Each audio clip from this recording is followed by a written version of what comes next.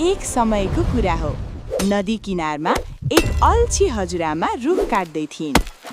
उनले जाने जाने बन्चरो फालेर कसैको मद्दत पाउने आशामा रोएर बसिरहिन्।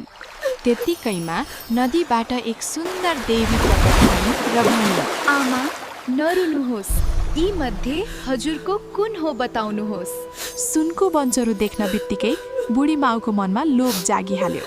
त्यो सुनको त्यही मेरो हो सानैदेखि। हजुर धेरै इमानदार हुनुहुँदो रहेछ, त्यसैले यो म हजुरलाई दिन्छु। बुढी माउले सुनको बन्चरो समातिन् र केही नभनी सुरु आफ्नो घरतर्फ लागिन्। यो त साँच्चीकै सुन हो जस्तो छ। छिट्टै घर पुगेर बुढालाई देखाउँछु। हो, ऊ त छक्कै पर्छ। हेर न के ल्याएँ मैले आज। हेर्नु न, सुनको बन्चरो। यो त सुनको जस्तो छ। अब ढिला नगरौँ, बेच्न जाउँ।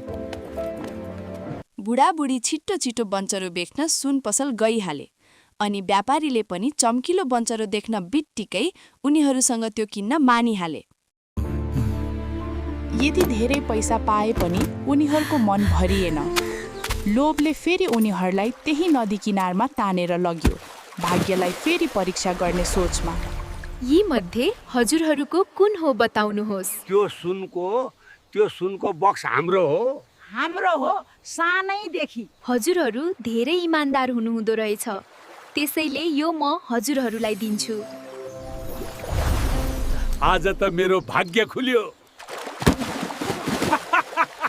उहाँहरू मध्ये हजुरको श्रीमती को हुन् बताउनुहोस्। त्यो सुन्दरी नै मेरी श्रीमती हो सानैदेखि। हजुर धेरै इमानदार हुनुहुँदो रहेछ, त्यसैले उहाँलाई म हजुरलाई दिन्छु। अब त जिन्दगी सेट भयो। देख्नु भए त साथीहरू, लोभको अन्त्य सधैँ विनाश हुन्छ।